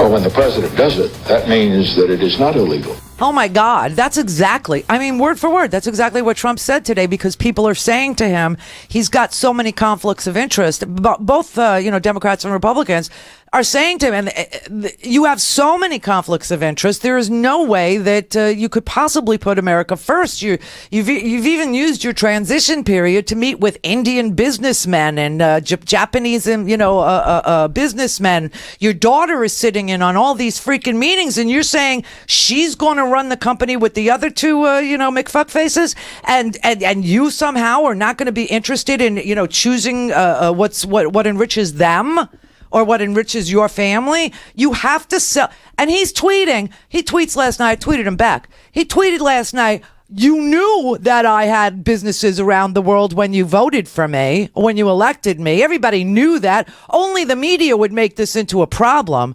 And I tweeted it back. You said you wanted to be a public servant. Sell your assets and serve the public. What's wrong with him? Doesn't he understand that he left his business life for a public servant's life? And he's the ultimate public service. He's the president of the United States of America. Every president has put their assets either in a blind trust or sold them and put their money in treasuries. So that as the country did, that's how you did. It's ridiculous. He's a ridiculous man. Henry Kissinger was on the TV. He's 93 years old, which makes it even more difficult to understand him. But he was talking to Fareed Zakaria over the weekend, and basically in very diplomatic language, he said, he's a mental midget. And everybody is sitting here going, well, maybe once the gravity of the office, maybe once he realizes Russia moved its missiles last night. Do you know that? Yeah, Russia moved its missiles last night within striking distance of Lithuania and other parts of Europe. Oh, yeah, they did. I mean, he's going to be tested so early. What does Donald Trump know about missiles and strategy? I mean, what? He played Stratego when he was in the military-themed prep school that he attended when he was thrown out of the regular prep school? I mean, this is serious business running this freaking military and nuclear weapons. It's unbelievable. So Vlad the Impale's already playing with them already. He's going to be tested, and he's going to be tested early. And I don't want us to fall for that same old BS that, I'm the president now, and so I have these, I'm a unitary executive. All the power in wartime is vested in me. I don't have to go through. That's called the Enabling Act. That's what Hitler did. That was what the Reichstag fire was all about. You know, they had the fire in the Reichstag, which is their Congress, and he pointed to it and he said, oh my God, I need plenary power. I need to be a unitary executive. I don't have time to go through Congress. I don't have time to go through Parliament. All you people, you take so long. It's so slow. I don't want to watch the sausage being made. I now make the law. I now have all the power. I don't have to go to Congress anymore. I can suspend habeas corpus. I can call for people to be locked up. I can deport them. I can move them into camps. I can, do whatever I want to do. Whatever I want to do. That's the Enabling Act. And if you never heard of it, look it up. It is the one single moment in time when Hitler became Hitler. All right. Let's go to Richard in Chicago. Hi, Randy. How are you? I'm good. How are you doing? Happy Thanksgiving. Hey, happy Thanksgiving to you. And Snoopy wishes you a happy Thanksgiving, too. Thank you. Thank you. Listen, I called because I wanted to discuss TPP. And I got a question for you. And hopefully you'll be able to answer it for me. I watched Al Jazeera English over the weekend because I refuse to watch cable news. And they did a segment when they discussed the moment when Trump said they were going to pull out of TPP. One of the guests said that he is also hinting that he wants to pull out of the WTO and NAFTA. And he said that if he does that, then it's going to not hurt but devastate our economy. Yeah, well, and in very simple terms, 41 million jobs here in the United States depend on our trade. We export more stuff than we import. We export so much stuff. that people who export soybeans, people who things you never even thought of that we're exporting. If we pull out of these trade deals, then all of a sudden there's tariffs on their stuff coming in to these countries that we don't have tariffs with now, that they can export to China, they can export to Japan, they can export to Australia, they can export to Malaysia, Vietnam. All of a sudden, all that goes away. Yes. Okay. And the gentleman also linked it to the people who may be affected the most outside of the other countries within our country are those living in Appalachia, the Walmart shoppers who depend on the cheap items from China and other countries. He said that they're in for a rude awakening. Well, people who work in poultry factories, which tend to be, in the wide open spaces and not in the cities, people working at the Butterball factory in Arkansas, or people working at the chicken factory, in Iowa, or the pork factory in Iowa, I think they know, but maybe they don't, that, we tried to mess around with China once before. When Obama first came in, he wanted to see, and they boycotted our chicken. Okay, so these people know what it looks like when a country refuses to take our exports. They know what happens to their jobs. Right. Okay. Well, Randi, you and Howard have a wonderful Thanksgiving. Thank you. You too. And I look forward to hearing you on Monday. And I love you. I love you too. Alan in New York. Hi, Randi. How are you? I'm good. I wanted to thank you for yesterday for your interview with Professor Wolf. Is he amazing or what? That was so enlightening, and I think I passed it on to some friends who didn't know about you. Yeah. And I think you might get a couple podcasts out of it. Well, it's a beautiful thing, and I didn't do it for that reason. I only pick people to come on this show who have an extraordinary expertise, but the ability to talk to somebody as if they didn't go to Harvard, because I didn't. Didn't go to Yale, because I didn't. Didn't go to Stanford, because I didn't. He did. He went to all those places.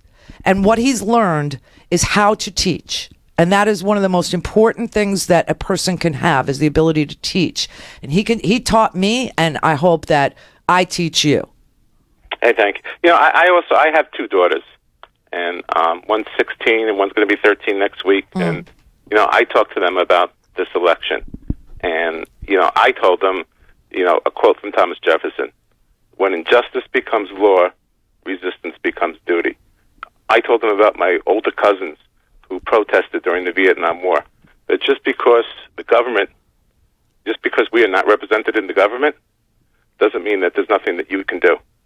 I told them, I don't know if you remember, about 20 years ago, in France, the French government passed this bill that hurt the fishing industry, and they were going to lose jobs and lose their money. And the whole entire fishing industry drove into Paris in their with their trucks and dumped fish in the streets of Paris. I love it. Do you know the next day that law was rescinded? So, even if the government does not represent you, does not represent your wishes, it doesn't mean that there's nothing that you can do. It doesn't mean that you have to sit back and take it. And I'm not talking about violence. I'm not talking about armed revolution. There are, and you talked about it years ago. You talked about how you got to show the government that the baby's crying. You talked about having to call your congressman and let them know. That's, it's going to be letting your government know. It's going to be, if they're going to take away our health care, it means standing in front of hospitals and medical buildings so that they don't get health care either, so that we disrupt them. Yeah, I mean, there's going to be a lot of that. There's going to be a lot of agitation. There's going to be a lot of pushback because, look, people, he solves no problem. That's the simplest way I could put it. Having him as president solves no problem. The problem that we have is capitalism itself. That's what Professor Wolf was trying to tell us, okay? The problem that we have is that CEOs, when we give them a tax break, when we lower their taxes, what do? They raise their compensation packages. They buy more stuff for themselves. They don't pass it to the employer, to the employees. So what you have is executives making 300 times the wage of the guy working on the floor. Trump is going to do absolutely nothing on that issue. We have, and that's the problem with these tax cuts. We still have. Okay, right, exactly. And then when you do these tax cuts, what used to be in the old days of business, when you had these high taxes to pay, companies couldn't, the executives could not take the money because they had to pay tax on it. What did they do with the money? They invested it into their business. Right. As soon as the more tax cuts you provide, the only thing you're doing is giving more money to the rich. What they do is they pay themselves. They pay the board members. They pay everybody. If a CEO salary, which it is not a CEO salary is tax deductible. Mm-hmm. Okay, so if you give them a tax break, they just load up on the CEO salary so that it's never taxed. Okay, the money that's repatriated, the money that's gotten a tax vacation, it just goes back to the CEO who doesn't have to pay tax on it. There are so many schemes. It never trickles down is the point. Ever, never.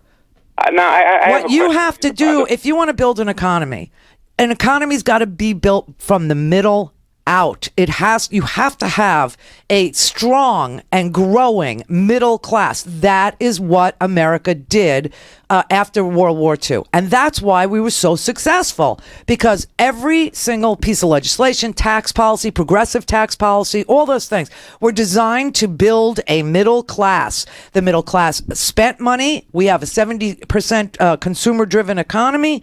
And as long as the middle class has money to spend, the economy does really well. But when you concentrate the wealth at the very top, it either leaves the country or it stays in these little enclaves. It doesn't trickle down. It doesn't. You're never going to get financial support from a billionaire. You're never going to get financial support from a corporate interest. They're going to hire more lobbyists, more tax lawyers, pay the CEOs more, increase the compensation, on and on. That's what they did in 2004. No, it's I have the only thing that I'm concerned about is people are talking about getting Trump impeached, but my fear is that if Trump gets impeached, at least there's resistance from the Republicans to Trump. If Pence becomes president, what happens to us then? Yeah, well, Pence is about as heinous as Trump is in this way. Pence is an advocate for conversion therapy for gay people, outlawing abortion. I mean, Pence is no prize, okay? And he's boring, and I don't think he could get reelected. What you have in the White House, and people need to understand this, is a reality TV star and a talk radio host. That's what Mike Pence is. He was a talk radio host in Indiana, and that's how he got to be who he is. We have more people from radio and TV serving now in the Senate, and that includes Al Franken. I mean, this is crazy. This is madness. I agree, and go look for a statesman. Go look for somebody. Go look for an economics professor. You want somebody who's not a politician? Fine, I get it. But go look for an economist. Go look for a trade representative. Go look for somebody that understands the world. Look for somebody who has some acumen in government, who understands the agencies, who understands the military, who understands war planning and strategy, and not a reality TV star and a talk radio host, which is what we have there. And you know what? Stop with the I'm afraid if we get rid of him, then we end up with. You could always get 2 for 1. Who knows how complicit Pence is in any of this. But honest to God, man, working Americans will get zero help from this guy. This guy is so conflicted, and he's all about himself, and he's not going to suddenly change and become magnanimous and become the savior of the middle class. It's not going to happen. He's already become Nixon, okay? Already. All things Randy at RandiRhodes.com. Go for launch. Speaking truth to power, The Randi Rhodes Show.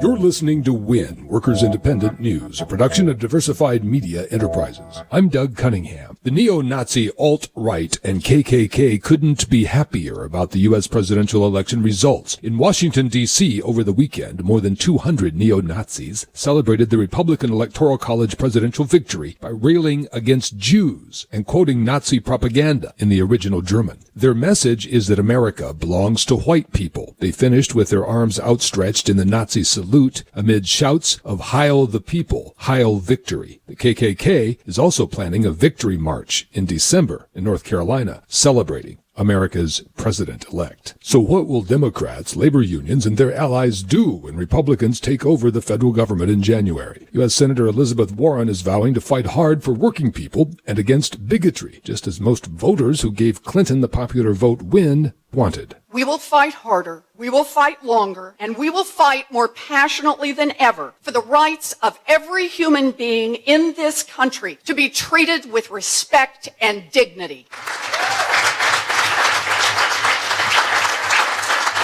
And we do not control the tools of government, but make no mistake, we know what we stand for. The sun will keep rising, and we will keep fighting. Each day, every day, we will fight for the working people of this country. That's what we will do. The NLRB is expected to be counting the ballots in the Harvard Grad Worker Union election on Tuesday. The vote was held last week. The votes haven't been fully counted yet due to ballot challenges. Counting resumes Tuesday to see if grad student workers will win the effort to join the UAW. Gene Switzer, the NLRB's general counsel, says there are roughly 3,500 total votes. About 1,000 of those were challenged and had to be addressed one by one. Nearly 5 million U.S. workers will become newly eligible for overtime pay on December 1st. A new federal rule backed by the Obama administration under the Fair Labor Standards Act will make these workers eligible for overtime pay. Time and a half pay is mandatory under the new rule for any worker making less than $47,476 per year. That pay threshold readjusts every 3 years to keep up with changing wages. More full-time salaried workers were eligible for overtime in 1975 than today. Back then, 62% of salaried workers qualified for overtime pay. Today, just 7% of full-time salaried workers are covered by overtime laws. Workers Independent News is brought to you by the American Federation of Teachers and its 1.6 million members working to reclaim the promise of public education, health care, and public services for our students, their families, and our communities. More information online at aft.org. You've been listening to WIN, Workers Independent News. For more information, visit laborradio.org. The Randi Rhodes Show is brought to you by our partners at ITM Trading. Call them at 1-888-OWN-GOLD and ask for a free gold kit. 1-888-OWN-GOLD.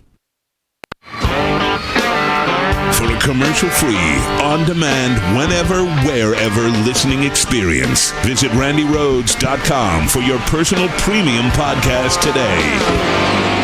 All right, 48 after, just ahead of the Thanksgiving break. Very excited. I'm brining right now. Oh, yes, I'm multitasking. Brining. Me too. Are you brining? So you put orange in your brine? I don't know what that is. Brining. It's a salty mixture of herbs and spices, and you put your turkey in it, and you leave it in there in a big 5-gallon bucket for like anywhere from 24 to 72 hours. It makes a very tender turkey. I don't do sports ball, and I don't cook. Oh, Happy Thanksgiving. You're so not the right gay. I'm not that kind of gay. I know. You're definitely the show tunes guy, though. But so brining, you know what brining is? Brining is like, it's a big salt mixture, okay? And then you put other things in it, like you could put rosemary, you could put your thyme in there, you could put oranges, you could put a little brown sugar, whatever you like. And you put the turkey, you make like this big 5-gallon bucket of that plus like water, tons and tons of water. You submerge Tom in there, and Tom soaks up all of that moisture, see? And then you rinse him off so he's not so salty. And then you do what you do. You know, you put him in the oven and you roast the crap out of him until he's golden brown and delicious. So, but brining makes him very juicy. Everybody always comes over and goes, "That your bird's not dry. Mine's always so dry. Dry like toast." Oh, it's because you didn't brine. Lisa in Phoenix. Hi. Hey. Oh my God, I'm so excited to talk to you. I You sound like Jessica. Oh, well, that's a good thing. Thank you for the compliment. Yeah, it is. You have that little girl voice. You always will. But I'm 35. I just turned 35. Woo! Woohoo! Anyways, I wanted to make a point that the reason CNN is not going after him is because who is CNN owned by? Time Warner. Who's Time Warner about to do a merge with? AT&T. And who has to approve that?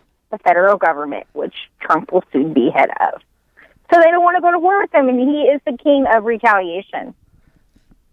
Oh, it's possible. It is, and that's another example of putting business ahead of news or putting business ahead of the good of the American people. Now, if you can see this with Time Warner and the AT&T merger, if you could see this with the Jeff Zucker, having his head handed to him by Trump, and the obstinate little baby boy who doesn't like facts to be reported on TV, and Zucker just lays down and takes it. Well, can you imagine what happens to Donald Trump when his friends in Saudi Arabia or his friends in Azerbaijan or his friends in Turkey where he's got Trump Towers, tell him, hey, we're going to fight with ISIS if we want to. Do you know? I mean, Istanbul. He's got Trump Towers, 2 of them.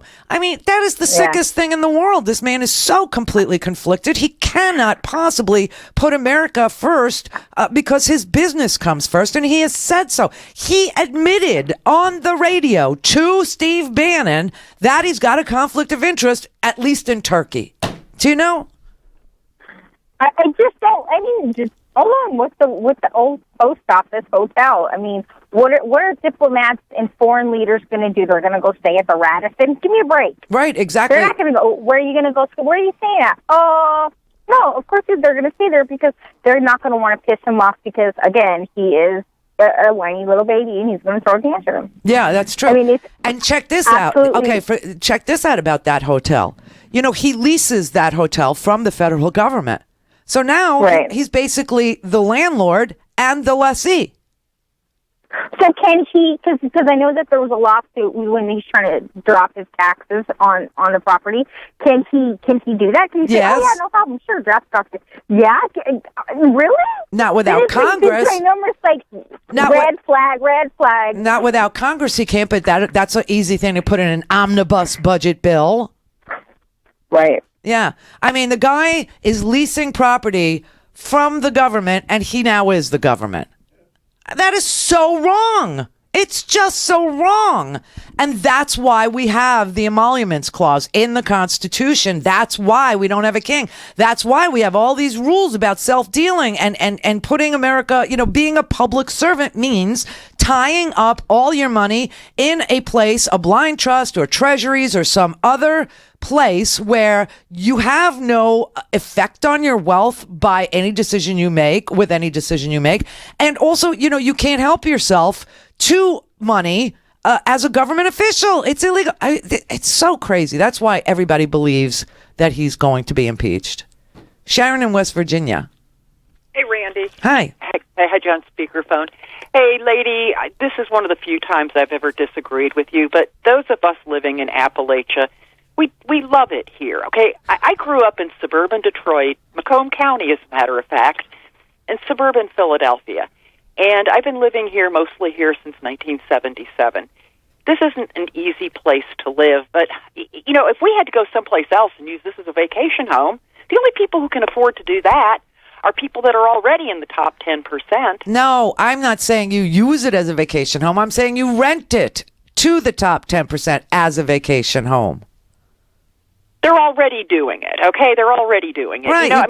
There's a lot of things that I would do in Appalachia. I mean, if I actually had any power at all, or if I thought that I could run for, the governor of West Virginia, or if I thought I could do Please do. Okay, you know what? My ideas for that region, because it is so beautiful, but it's also very plagued with poverty and drugs. So the first thing I do is I turn it into the rehab destination of the planet. I turn it into the rehab capital of the world, okay? People go there to detox in this beautiful mountain setting. We go for hikes in the Shawnee National State Forest. We go fishing. We do all this outdoor nature stuff. This is where people go to detox. And you wouldn't have any trouble finding detox counselors because a good detox counselor has been an addict before. And man, there are a lot of people there who I could train up as really good detox counselors. Then the next thing I do is after I get this reputation as this gorgeous, gorgeous place that everybody wants to come to detox, and I create this spa-like atmosphere, then I start renting some of these,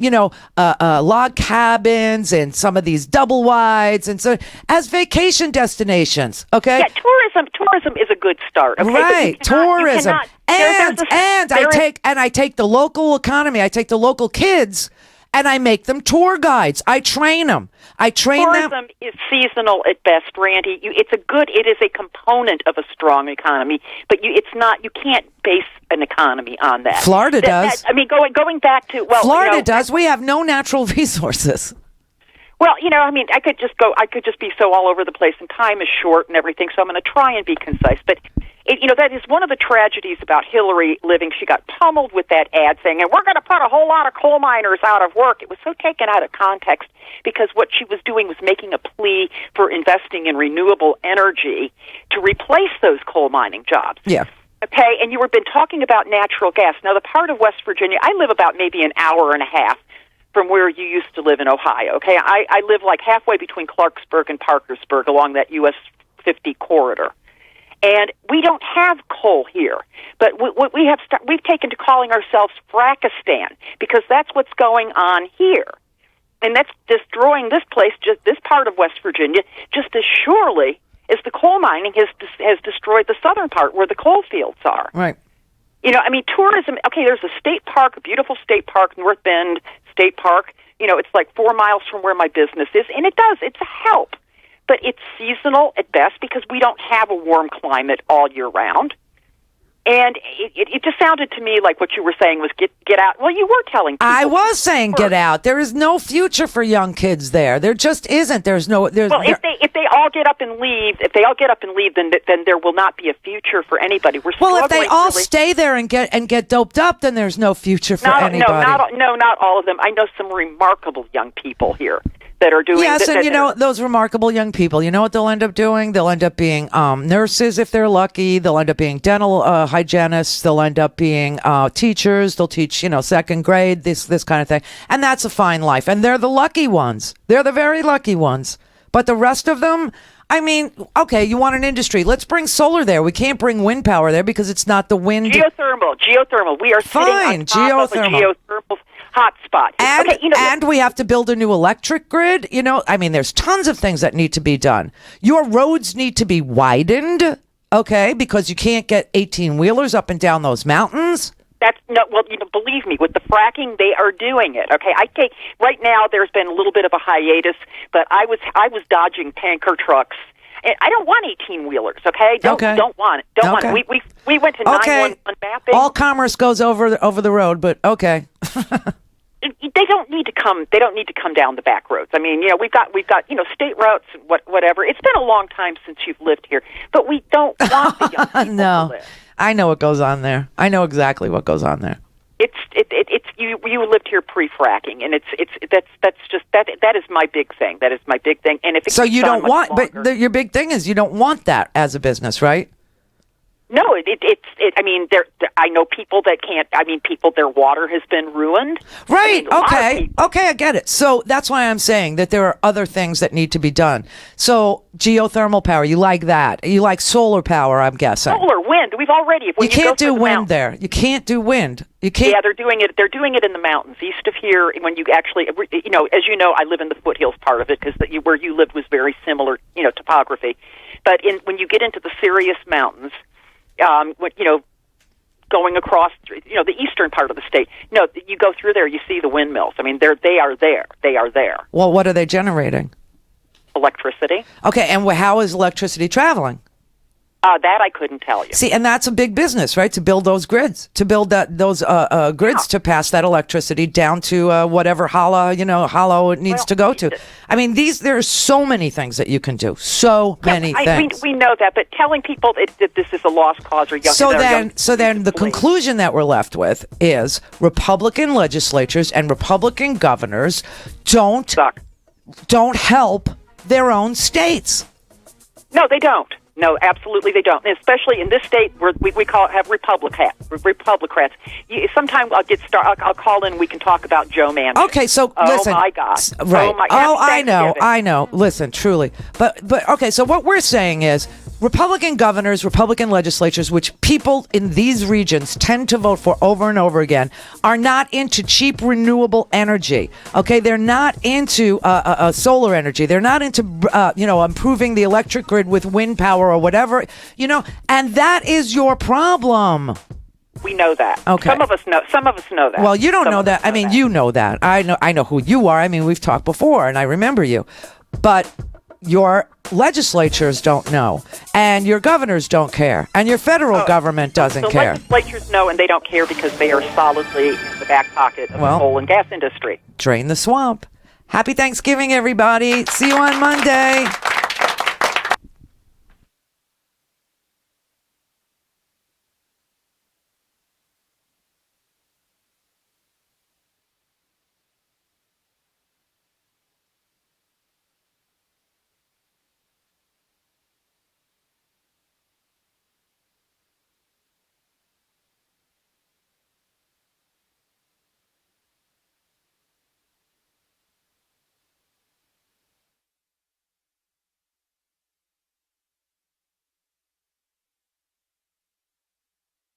Cancels oil leases on Blackfeet Nation lands. All of those stories and more straight ahead. From BradBlog.com, I'm Brad Friedman. And I'm Desi Doyen. Stand by for 6 minutes of independent green news, politics, analysis, and snarky comment. And this is still not out in mainstream media.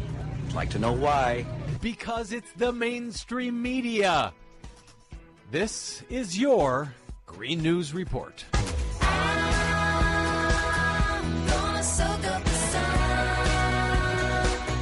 Okay, Desi Doyen, you know what else is not out on the mainstream media? What? The fact that the Arctic is 36 degrees warmer than it should be this time of year. Yep, something bizarre is indeed going on in the Arctic. First, the extent of sea ice is at a record low for this time of year, despite 24-hour darkness at the North Pole. According to scientists, that's partly due to unusually high air temperatures and partly due to unusually high ocean temperatures, both blocking ice formation from above and below. In the Arctic, as you said, it's more than 36 degrees Fahrenheit above normal, but next door in Siberia, it's 60 degrees below normal. The Weather Channel calls it, quote, one of the most bizarre juxtapositions ever seen. Also bizarre, down in Antarctica, for the first time since scientists began keeping track, sea ice at the South Pole is also at a record low for this time of year. They say much more data is needed to understand what's going on with this simultaneous decline in sea ice in both polar regions. The extent of global sea ice is so low right now, it is literally off the charts. It is like nothing we have ever seen in the past 40 years. Scientists are actually freaking out about this because it's not even close. Meanwhile, in North Dakota, law enforcement escalated tactics against unarmed activists over the weekend at the site of the protests against the Dakota Access Pipeline near the Standing Rock Sioux Reservation, firing rubber bullets, tear gas, and water cannons in below freezing temperatures at the protesters. We have seen at least 4 gunshot wounds, 3 of them I know to the face and head, rubber bullets. Right now we're trying to keep people warm. We're trying to get them decontaminated. 7 people were hospitalized with serious injuries. Hundreds reported injured. Protesters are trying to stop the pipeline, which the company rerouted away from the city of Bismarck's water supply to a half-mile north of the Standing Rock Sioux tribe's water supply. So don't endanger the white people, but don't worry about those American Indians, I guess. Or, as Twitter user Paige Smith said, nothing says Happy Thanksgiving like water cannoning Native Americans protecting the last of their land from Americans. Oh, man. But in Montana, the Interior Department has canceled oil and gas leases in an area of the Lewis and Clark National Forest that is sacred to the Blackfeet Nation of Montana and Canada. Interior Secretary Sally Jewell, in a press conference, praised Devon Energy for voluntarily relinquishing the untouched leases that it had obtained back in the 1980s, and Jewell said, "Sorry it took so long to get to this point. We need to have thoughtful balance of energy development, but also conservation and the recognition of sacred sites as we develop the resources around this great nation." On Monday, the Interior Department also banned new mining claims on 30,000 acres of public lands just outside Yellowstone National Park in Montana for 2 years, while the Departments of Interior and Agriculture evaluate whether to extend that ban on new mining claims for an additional 20 years. Also, the Obama administration is moving quickly to protect the Arctic. The Interior Department has announced that all new offshore oil and gas leases will be blocked in the U.S. Arctic for 5 years. And by the Obama administration moving quickly, you mean moving after 8 years of being in office. Yes, a Trump administration could overturn that 5-year ban, but it would take years. Well, it's Thanksgiving. I guess I should be thankful for something. Finally, Canada is ditching coal. On Monday, Canada announced it will phase out virtually all of its coal-fired power plants by 2030 to meet Canada's international commitments to cut greenhouse gas emissions under the UN Paris Agreement. According to Canada's Environment Minister, Catherine McKenna, this is the equivalent of taking 1.3 million cars off the road. Our goal is to make Canada's electricity 90% non-emitting by 2030. Well, there you go. That's huge. I guess we here in America can all be thankful to Canada this Thanksgiving. Yeah, thanks, Canada. Thanks, Canada. And here's some tear gas for you, Native Americans. Thank you, Desi Doyen. For much more on all of these stories and the ones we couldn't get to today, check out our website at greennews.bradblog.com. Find us and follow us on the Facebooks and the Twitters at Green News Report. I'm Brad Friedman. And I'm Desi Doyen. And this has been your Green News Report. Thanks for all the lovely delight I found in your embrace. I'm thankful though I know it's ending all too soon. This has been the Green News Report on the top of the hour on the Progressive Voices channel on TuneIn.